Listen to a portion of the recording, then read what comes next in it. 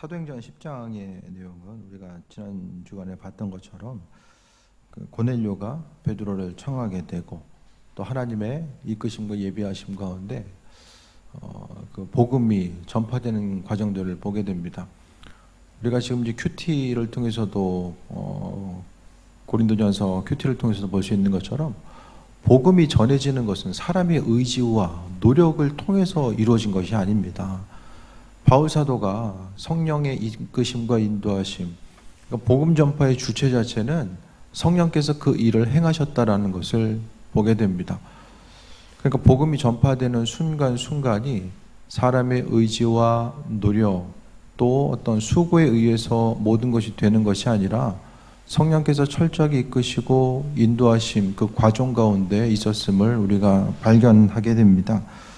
오늘 말씀 통해서도 보면 초대교회 가운데서는 그러니까 뭐든지 처음 시작 힘들잖아요. 우리가 생각하기에는 초대교회 하면 항상 아무런 문제, 그 구제에 대한 문제는 있었지만은 그래도 지금에 생각해 보면은 그 초대교회 공동체는 교회의 가장 이상적인 공동체의 모습으로서 그 당시에 보게 되면 서로 있어야 될 것들, 필요한 것들을 나누고 베풀고 섬기는 이런 과정들이 있고 또 초대교회를 소망하며 꿈꾸는 그런 공동체들이 많이 있잖아요. 광염교회는 별로 없어도 초대교회는 많이 있어요. 앞만 봐도 광염교회는 서울에 있는 감자탕 교회하고 오리온교회 밖에는 남양주인가 한 군데 더 있는 거 보고 못 본 것 같아요. 춘천, 네. 그렇게 빼고는 못 본 것 같아요. 그러니까 광염교회가 왜 있는지 모르겠네요. 하나님의 말씀이 전해지고 나아가는 이 과정 가운데서 우리가 항상 빛과 소금의 역할을 하나님 감당하라고 하시고 또 하나님의 이끄심 가운데 나아갈 것에 대해서 말씀하고 있는데, 그러니까 말씀이 전해주는 순간순간 그 초대교회 공동체를 우리가 생각했을 때에 초대교회는 아무 문제 없이 그냥 모든 것이 평탄하게 갔었던 그런 공동체를 생각해서는 안 됩니다. 처음에 시작하려고 하니까 우리는 지금 교리 체계가 있잖아요. 이것은 그리스도 예수의 말씀이고 이것은 아니다. 그러니까 성경 내용을 통해서 그들은 지금 초대교회 공동체 구성원들이 가지고 있었던 성경의 분량은 상당히 작은 분량이죠.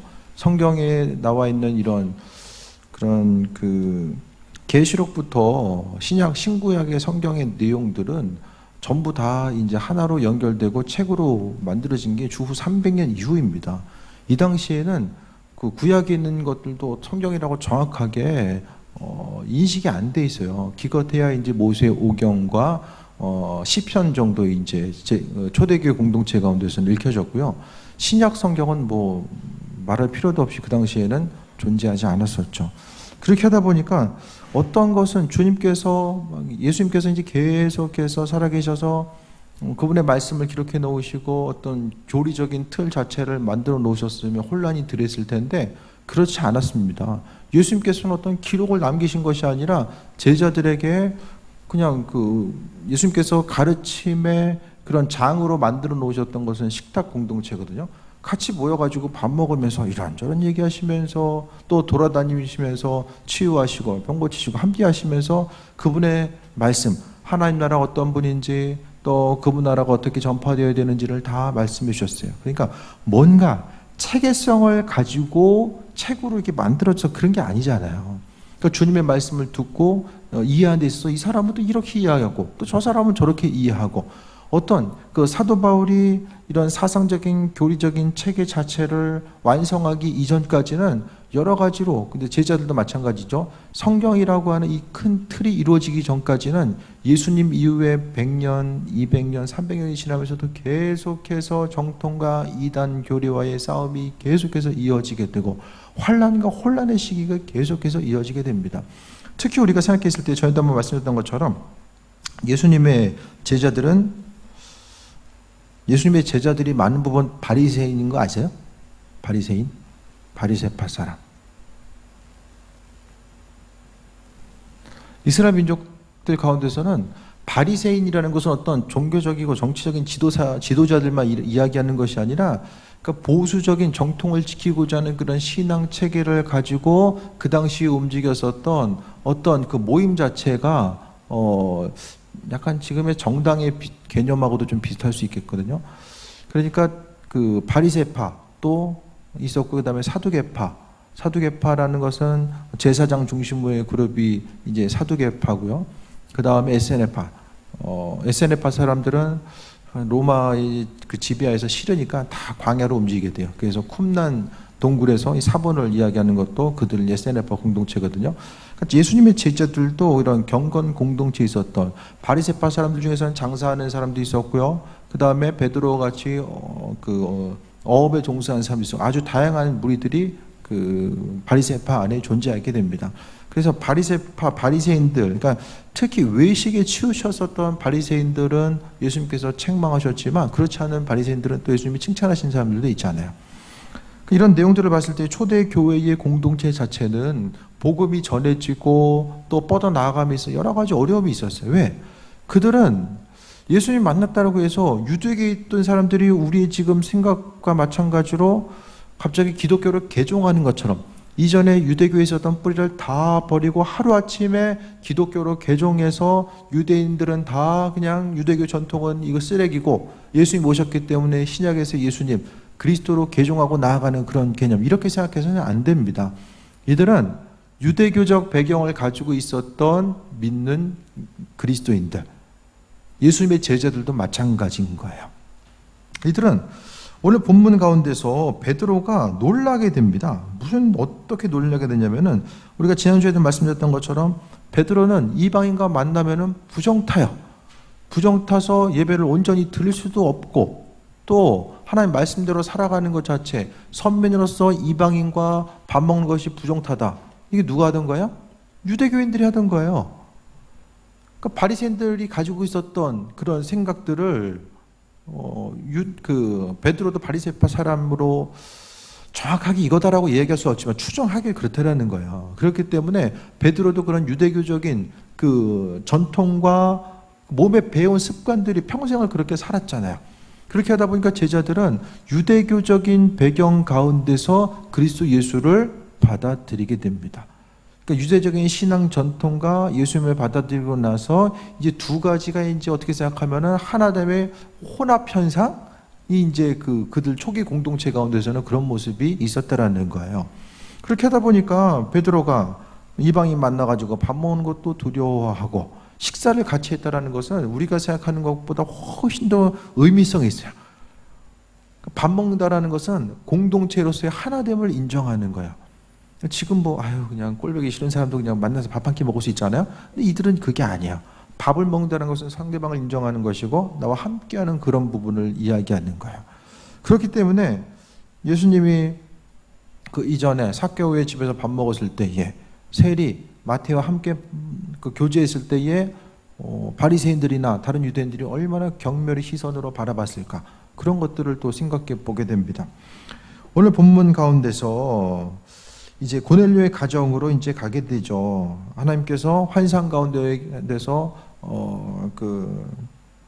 말씀하셨습니다. 뭐라 말씀하셨냐면, 이제 가서 고넬료의 방문에 대해서 미리 보여주시고, 또 그가 이제 앞으로 되어질 일들에 대해서 꿈과 환상을 통해서 비춰주시잖아요. 그래서 찾아왔을 때에, 고넬료 측에서 베드로를 찾아왔을 때에 고넬료의 가정으로 움직이게 됩니다. 이 거리가 얼마 되는지 아십니까? 50km. 한 수원 정도 가는 거리야. 옆집 놀러 간 게 아니에요. 50km. 오래 간 거야. 50km 정도면은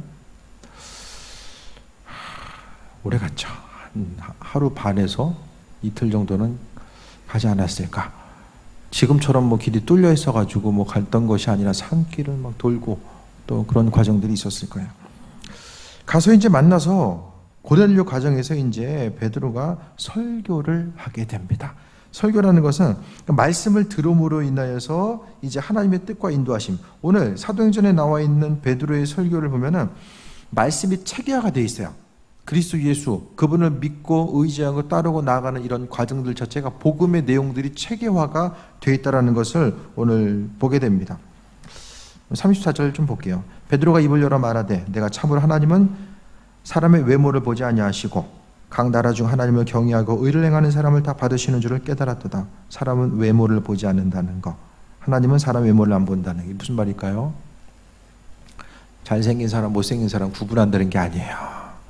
외모로 보면 유대인이냐 이방인이냐 그거 구분하지 하나님 않는다. 근데 유대인은 구분해도 하나님 그거 안 한다는 거예요.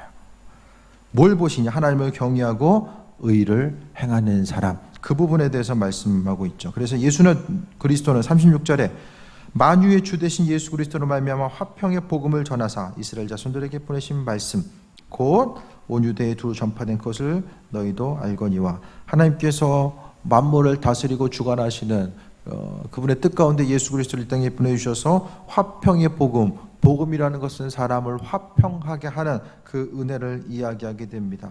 그리고 하나님이 나사렛 예수에게 성령과 능력을 기름 붓듯 하셨다라고 합니다. 예수님께서 이 땅에서 사역을 행하셨던 것은 인간의 몸을 입고 오셨지만 하나님이 성령의 능력으로 부어주셨기 때문에 복음 전파하는 것도 마찬가지죠. 교회에서 전도하는 거, 교회 밖에서 전도하는 것이 힘들잖아요. 왜 힘들죠? 전도하는 게? 점점 통계를 보면은 점점 종교를 선택하지 않는 비율. 그러니까 지금 가장 한국에서 가장 심각한 그 종교 이탈 현상이 불교입니다. 지금 젊은 세대들이 절에 안 가요. 그래서 교회도 보게 되면 가장 많이 이제 개종하는 이전 종교 같은 사람들이 불교예요. 그 다음에 이제 가톨릭이고요. 이전 종교들이 이제 그렇다는 거죠. 사람들이 점점 이제 무종교, 나는 종교가 없다, 앞으로도 가질 생각이 없다, 이런 생각을 가진 사람들이 점점 늘어나거든요. 그렇게 하다 보니까 기독교에 대한 이미지 자체가 계속 안 좋아져요. 점점 더. 교회가 뭐 어쨌다, 목회자가 뭐 어쨌다, 계속해서 이제 이미지가 안 좋아져요. 그러니까 믿는 우리들도 복음을 전하고 그리스도 예수를 전한다는 것이 뭔가 좀 주눅들고 사는 것 같아요. 다들 복음을 전하는 순간에. 근데 중요한 것은 하나님께서 그리스도 예수 그분을 통해서 믿지 않은 사람들이 미련한 것으로 보는 그 복음을 통해서 우리를 구원하길 원하셨다는 거죠. 그럼 우리가 나가서 지금 뭘 하고 있는가?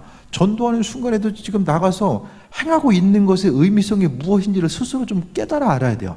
창조주 하나님께서 인류를 구원하시기 위해서 그분 혼자 하셔도 되는데 우리와 함께 교제하길 원하시고 우리를 통해서 또 우리에게 상급으로 허락하시 주시기 위해서 그 일들을 우리가 더불어 행하신다는 거예요.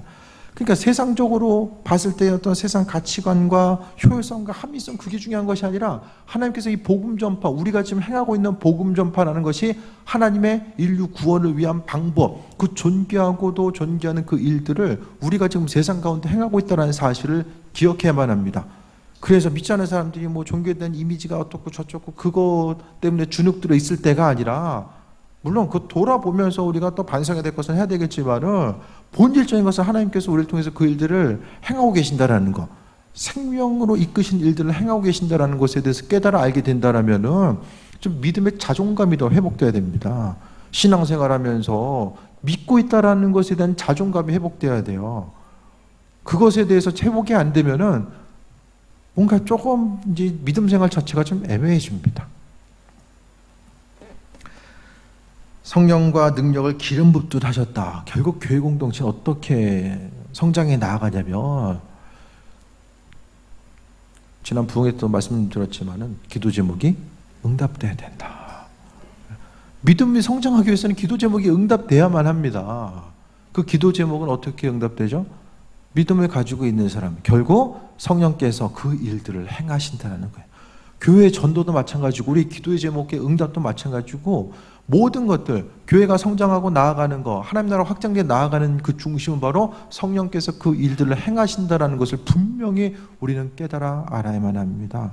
그 성령의 인도하심에 대해서 얼마나 인정하고 나아갈 것인가가 중요한데, 38절 다시 보면은 예수께서 성령과 능력을 기름 붓듯 하셨음에 그가 돌아다니시며 선한 일을 행하시고 마귀에게 눌린 모든 사람을 고치셨으니 예수님께서 이 땅에 오셔서 성령의 능력으로 덧입힘 받으시고 나아가서 행한 것, 우리의 힘과 능력 가지고는 뭘 할 수 있겠습니까? 하나님의 부어주심을 공급받는 거예요.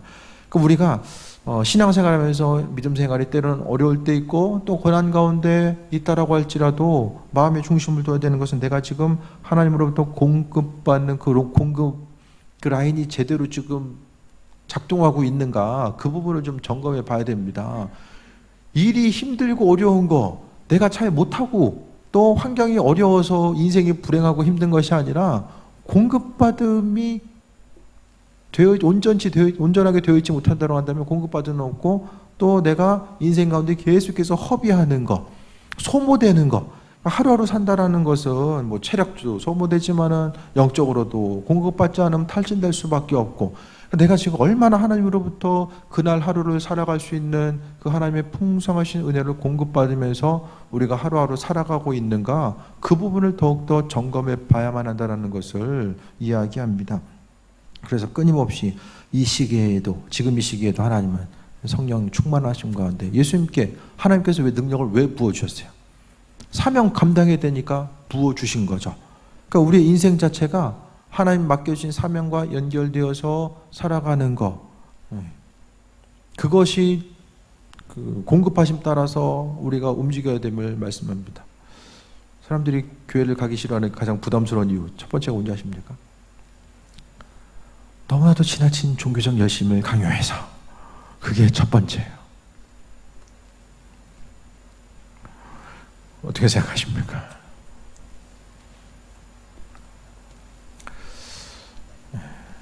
제가 말씀드렸죠.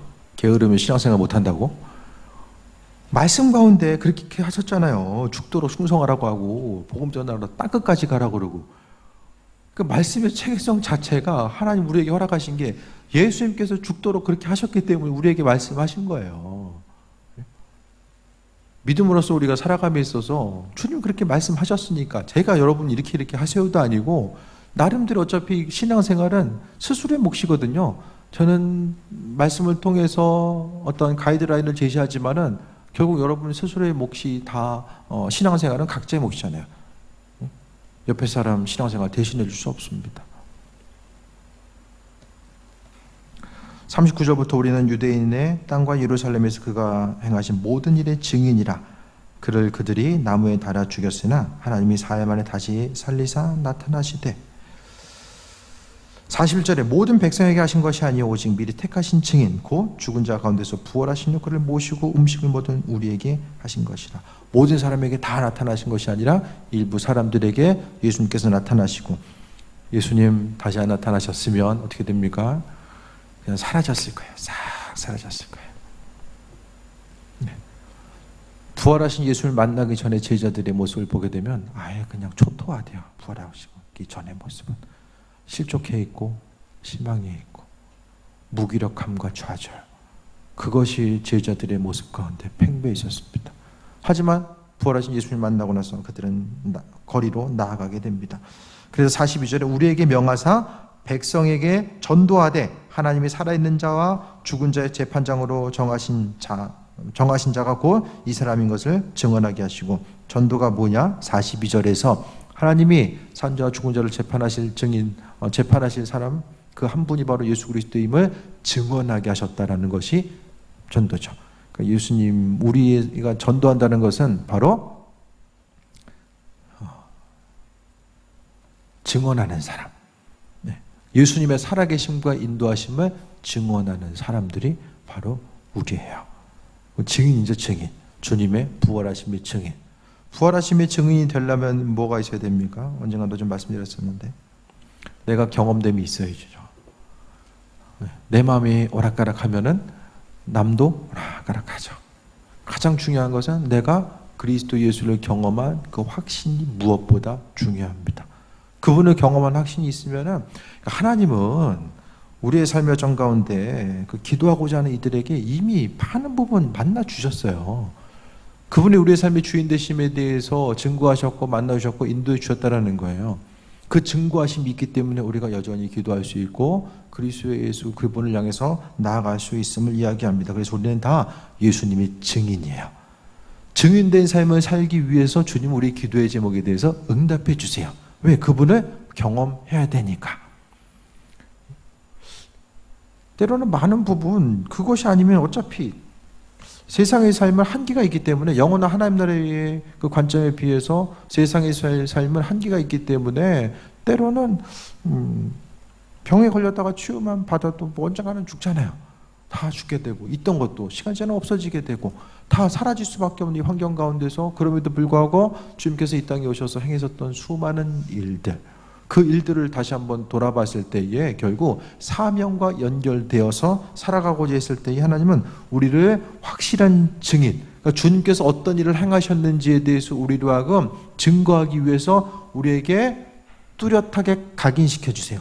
이것은 주님이 하신 일이다라고 하는 그 일들을 깨달아 할 수 있게끔 만드시기 위해서 우리의 삶의 여정 가운데 순간순간 일하시고 함께 하신다는 것에 대해서 말씀합니다. 43절에 그에 대한 모든 선지자도 증언하되 그를 믿는 사람들이 다 그의 이름을 힘입어 죄 사함을 받는다 했느니라. 믿는 사람들이 죄 사함 받는다. 사도행전을 통해서 베드로는 복음의 진리 체계를 다 지금 처음부터 주님의 죽으심과 부활하심과 믿음과 생명, 예수님이 누구인지 하나하나 다 이 체계적으로 지금 다 설교하고 있어요. 베드로가 설교했었던 이 내용들을 보게 되면 누가 전에 정말로 많이 배우고 연구하고 또 설교에 대해서 준비한 사람 못지않게 아주 체계적으로 설교 말씀을 지금 하고 있는 것을 보게 돼요. 베드로가 어떤 사람이었어요? 예수님을 6월절 마지막 날에 잡히시기 전에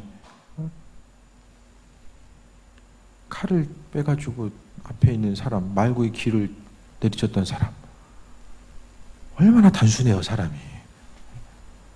그랬던 그가 오늘 본문을 통해서 지금 이 베드로가 그 베드로가 맞을까라고 생각될 정도로 이 복음의 내용에 대해서 깊이 인식하고 있고 또 인식할 뿐만 아니라 다른 사람들이 알아들을 수 있도록 체계화해서 전하는 거죠. 이게 바로 성령의 역사죠. 성령께서는 오늘 말씀 가운데 베드로가 고넬료의 가정에 가서 복음을 전한 이 과정들을 우리가 사도행전의 그 10장부터 내용을 통해 보게 되면 하나님이 다 예비해 놓으셨죠. 베드로에게 꿈과 환상을 통해 만나주시고 하나님께서 고넬료를 만나주시고 그 사람을 연결시켜서 하나님의 복음의 메시지, 생명의 메시지가 고넬료가 있는 이 가정 가운데 전해질 수 있도록 하나님께서는 그 일들을 행하셨다는 거야. 그러니까 교회가 성장에 나오고 움직일 수 있었던 것은 다 성령의 역사입니다. 그분의 인도하심과 역사하심이 없었으면 교회 공동체는 지금 있을 수가 없어요. 하나님의 선하신 뜻과 계획하심이 여기까지 오게 되었음을, 그분의 인도하심 따라 여기까지 오게 되었음을 또 보게 됩니다. 44절부터 봅니다. 베드로가 이 말을 할 때에 성령이 말씀 듣는 모든 사람에게 내려오시니, 말씀 듣는 순간에 성령께서 임하신다. 뭐 찬양과 기도 가운데만 성령이 임하시는 것이 아니라 말씀을 전하는 순간에 임했다라는 거예요. 좀 이해가 되십니까? 말씀 듣는 중에, 그러니까 성령 체험의 역사들은 많은 부분 이제 말씀을 듣다가 말씀 한 구절, 그 종교개혁 당시에 마틴 루터도 로마서의 말씀을 통해서 변화되고, 또 감리교 창시자인 존 웨슬리 목사님도 하나님의 말씀, 로마서 말씀을 통해 때리고자 했을 때에 폭발력이 나타나게 됩니다. 그래서 말씀 전했을 때 성령이 모든 사람들에게 내려와서 45절에 베드로와 함께 오는 할례 받은 신자들이 이방인들에게도 성령 부어주심으로 말미암아 놀라니. 이게 지금 이들의 생각이. 왜 놀라요? 이방인들에게 성령이 임해요. 그거 놀란 거예요. 왜? 이들의 생각은 할례 안 받은, 또 세례 안 받은 사람에게, 그들에게는 성령이 임한다는 거, 쉽게 말하면 이방인에게 성령이 임한다는 생각을 전혀 가진 적이 없어요. 이들의 마음속에는 없는 거예요. 왜? 그러니까 주님께서 땅끝까지 이르러 복음 전해야 돼 말씀하실 때에 땅끝까지 있는, 그러니까 우리나라라고 지금 이야기하면은 저기 이제 그 제주도라든지 또 마라도라든지 끝에 있는, 거기 있는 그 우리나라 사람들까지 복음 전해야 돼, 그렇게 한 거예요. 그러니까 하나님이 그리스도 예수를 통해서 은혜를 임하시고 함께 하시는데 그 은혜 가운데 들어올 수 있는 사람들이 이방인에게까지 하나님께서 선택하셨다는 사실 자체를 이들은 못하고 있는 거야. 만약 그 생각 못하면은 유대교는 유대교 안에서 예수 믿는 사람들을 좀 있다가 박해받아 다 사라졌을 거야. 근데 하나님께서는 복음 전파, 이 복음이 땅끝까지 이르러서 증거될 수 있도록 하나님은 그분 나름대로 일을 하신 거예요. 관상을 통해서 사람들을 만나주시고 하나님은 그 복음이 전해질 수 있는 거예요. 이 사건 자체는 앞으로도 복음이 믿지 않은 사람들에게 전해져 나아가는 거. 그러니까 믿는 사람이 그리스도 예수를 믿었던 그들이 이방인들과 교제하는 것 자체에 대해서 인식이 없었는데 이 사건을 통해서 어떻게 됩니까? 이것은 하나의 아주 단편적인 예가 되는 거죠. 아주 좋은 표본. 하나님이 이방인도 구원하기를 원하셨다라고 하는 아주 대표적인 사건이 된 거야. 그래서 이 사건을 통해서 사도 바울과 또 바나바, 이제 뒤에 보게 되면 이제 계속해서 그 사도행전의 첫 번째 주인공은 베드로가, 그 다음에는 사도 바울이 이제 바뀌잖아요. 바울 사도의 1차, 2차, 3차, 4차. 3차까지죠. 4차는 로마로 가게 되고, 이 전도 여행이 가능했던 것은 이 본문의 말씀을 통해서 하나님이 베드로, 그 예루살렘 교회의 중심적인 위치를 차지하고 있었던 이 베드로에게 말씀하셔서 이방인의 범위가 누구냐, 그것에 대해서 말씀하시고 동일하게 그들이 그 초대교회 공동체 가운데 임하셨던 그 성령을 이방인들이 체험하는 것을 이 당시에 베드로가 보고 또 이미 성령 받은 사람들이 놀랄 정도로 그것을 통해서 하나님은 동일하게 역사하신다라는 이 사실, 이 생각, 이 중심이 그들 가운데 초대교회 공동체 가운데 이제 뿌리를 내리게 되는 이런 결과들이 나타나게 됩니다. 47절에 46절 보면 이는 방언을 말하며 하나님을 높임을 들으려라. 이에 베드로가 이르되 이 사람들이 우리와 같이 성령을 받았으니 누가 등이 물로 세례 베품을 금하리요 하고, 그 전에는 이방인들에게는 세례 베푸는 거 금했다는 거죠. 예루살렘 교회에서 베드로, 야고보, 요한이 이방인들 세례 주는 걸 금한 거예요. 그 전에. 그러니까 하나님 다 보고 있다가 이제 하는 모습 답답하니까 이제 꿈을 통해서 만나주시고 하나하나 이 정리해가는 과정들을 보게 되는 거죠. 48절에 명하여 예수 그리스도의 이름으로 세례를 베풀라니라. 그들이 베드로에게 며칠 더 머물기를 청하니라. 며칠 더 머물기를 청하는 거 왜 청했을까요? 말씀에 대한 사모함이죠. 결국 성령의 임재하심은 사모하는 사람들에게 주어집니다. 물론 하나님의 초자연적인 방법, 그분의 주권과 능력을 통해서도 이루어지지만은 많은 부분 사모하는 이들에게, 말씀 들을 때도 그냥 저녁 예배 와서 빨리 끝나고 뭐 해야지 이 생각하고 이제 참여하는 것과 오늘 말씀을 통해서 하나님께서 오늘 본문 가운데 만나주셨던 그 하나님, 성령 하나님의 역사가 이 시간 나의 10년 가운데 함께하기를 소망하고 기대하는 이들. 그러니까 결국 기대함이 뭐죠? 믿음이거든요. 믿음은 우리의 삶의 전 가운데 이 기대함으로 표출돼 나아갑니다. 그 한 사람 한 사람을 통해서 하나님은 이 시간도 또 놀라운 역사를 이루어 나가길 원하신다라는 부분을 우리는 기억해야만 합니다.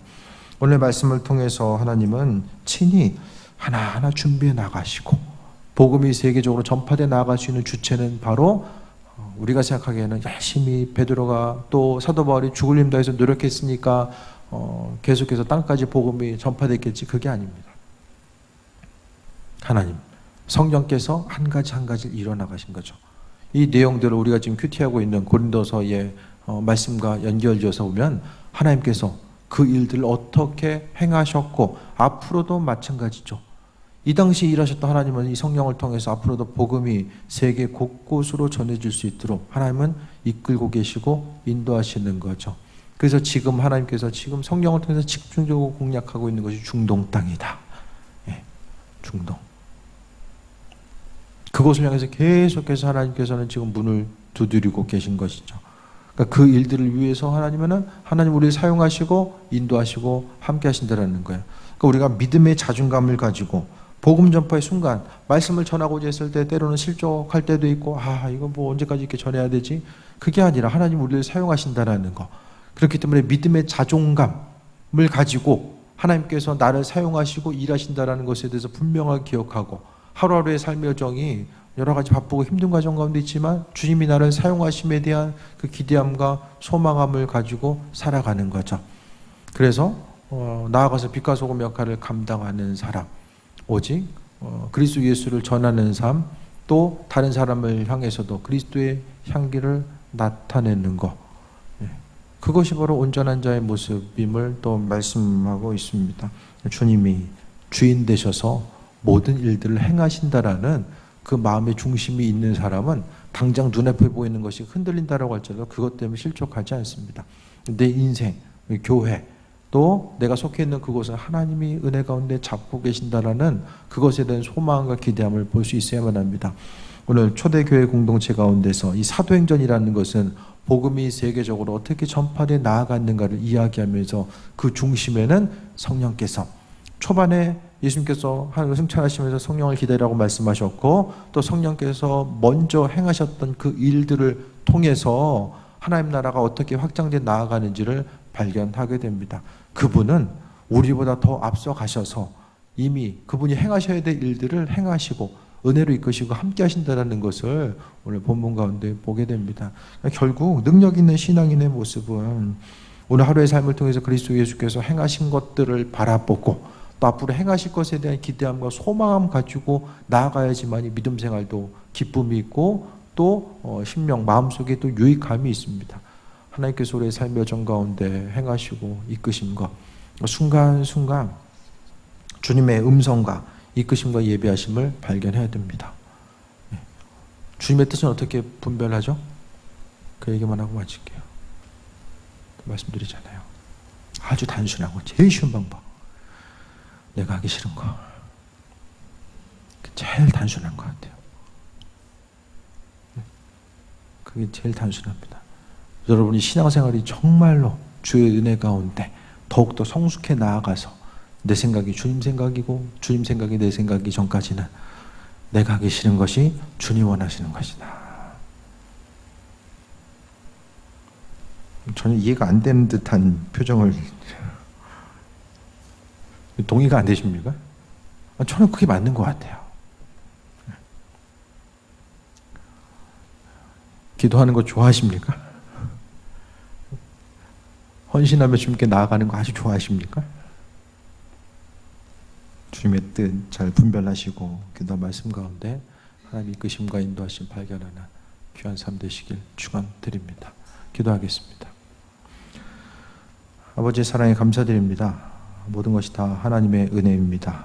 우리의 삶의 여정 가운데 아버지께서 베푸시고 인도하셨던 모든 것들 날마다 우리보다 앞서가셔서 행할 바를 행하시고 정리할 부분을 정리하셨던 주님의 인도하심과 그 크신 사랑을 돌아보게 됩니다. 우리의 마음과 생각이 항상 주님 앞에 또 요동하지 않고 뿌리를 내리게 하시고 오직 그리스도 예수 주님께서 행하셨던 그 모든 일들을 바라보길 원합니다. 기도 말씀을 아버지께 나아갈 때마다 주님 우리가 행할 바가 무엇인지를 깨달을 수 있도록 인도하여 주시고 날마다 의의 길로 복된 길로 함께 하셔서 오직 그리스도 예수 주님 바라볼 수 있는 그 은혜와 풍성함을 허락하여 주옵소서. 모든 것이 다 하나님의 은혜입니다. 때를 따라 공급하신 하나님의 사랑과 예배하심에 감사하며 앞으로 나아가길 원하오니 은혜 더하여 주옵소서. 예수님의 이름으로 기도했습니다. 아멘.